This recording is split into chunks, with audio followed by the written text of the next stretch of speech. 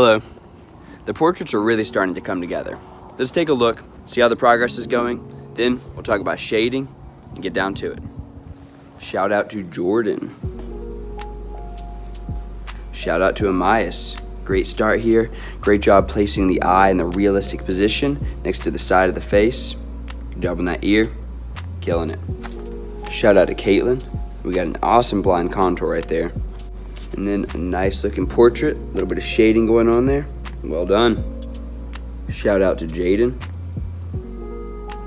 Shout out to Noah. Shout out to Kerrigan.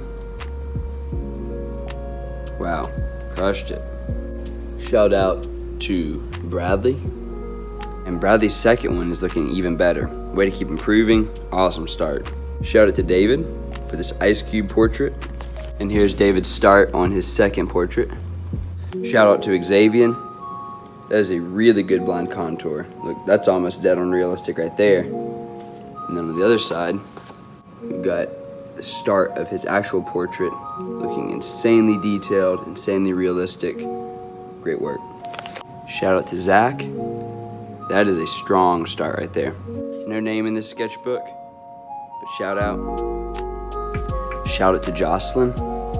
That is a very well observed face shape. You can see all the little bumps for the cheekbones and the chin, the jawline. Good observation. Big shout out to JD. This turned out awesome. It's realistic, also got some style in there. Excellent work. Shout out to Elizabeth. Way to draw big. Way to use the edges of your paper as reference. Crushed it. Shout out to Christian for this portrait of Landon. And didn't quite nail it yet, but that's looking pretty close. Good job, Christian. Shout out to Gabe. We got a good blind contour right there, and then a nice, well-observed face shape there. Shout out Gabe. Shout out to Crystal for working this portrait and getting better and better each time. First try, second try, third try. Nice blind contour. And you can tell that the most recent try is looking the strongest. You will get better if you keep working it. Shout out Crystal. Got a great looking start here by Reagan. Shout out. Shout out to Kelly. Killed it. Shout out to Jackie. Nice work on that head shape and the collar detail. Big shout out to Noelia. Shout out to Evan for some crazy good blind contours. And a nice looking portrait. Shout out to Connor. Shout out to Allie. Nice start there. Good work with that jawline. Shout out to Tyler. Shout out to Wilfred. Shout out to Alex. Shout out to Grant. Nice portrait. Nice shading too. Shout out to Kendra.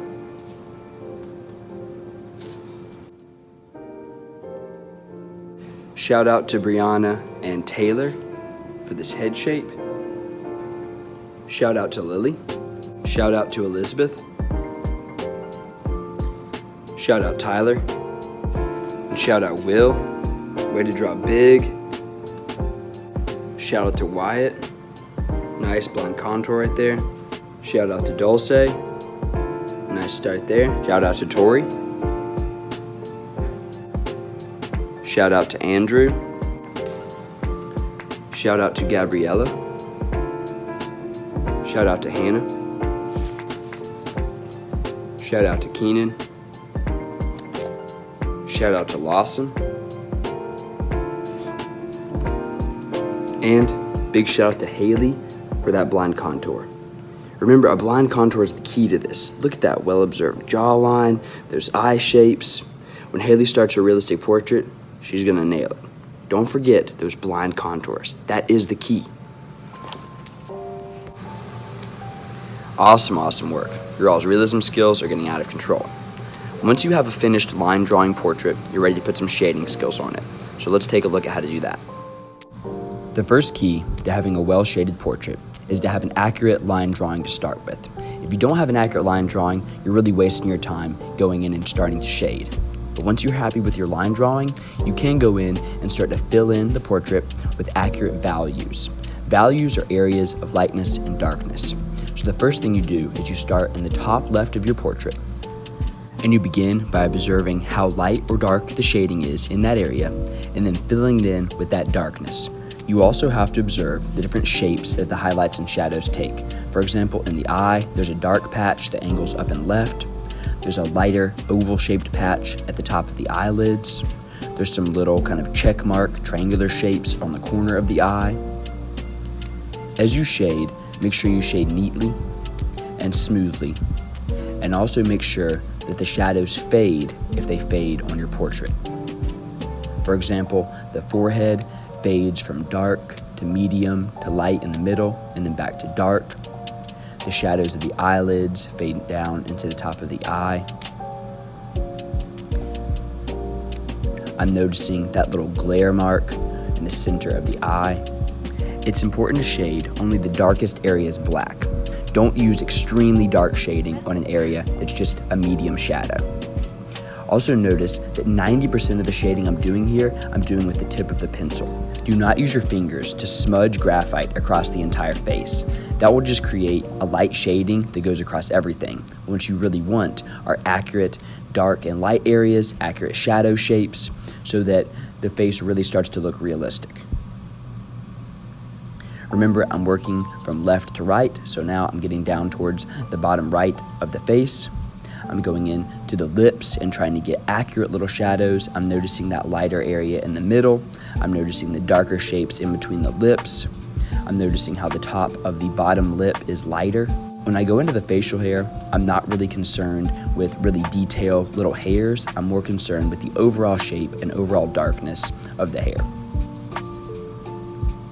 The neck has some cool shadows on it. It has a real dark shadow that angles down from the right side of the neck. It has some lighter shadows in the middle where the esophagus is. And there you have a finished portrait. If you're still trying to get the hang of this realism thing, or you're just getting tired of drawing a face, I've got another technique and another option for you to help build your skills. Let's check that out real quick. If you draw from a printed out picture, you can use your pencil as a measuring stick to make sure that you're putting all the stuff in the right place. For example, I'm measuring how high the ear starts and how far to the right it goes before it hits the head. I'm also finding the angle of the ear and then drawing it out there. As I do this, I'm still using my blind contour skills to make sure that I'm drawing all the shapes accurately. I'm just using my pencil to measure them out and make sure they're in the right size and location. To take a measurement with your pencil, you have to use your fingers. For example, to measure the distance from the edge of the paper to the edge of the ear, I'll put the pencil tip at the edge of the ear and pinch the pencil at the edge of the paper. Then I can pick the pencil up and take this measurement to my paper and make a dot where the edge of the ear should go.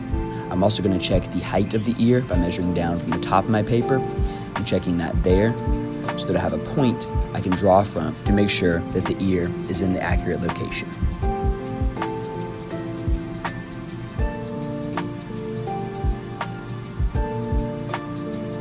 Then you just keep using your blind contour skills, some measurements from your pencil to fill in all the rest of the shapes and the details of your drawing.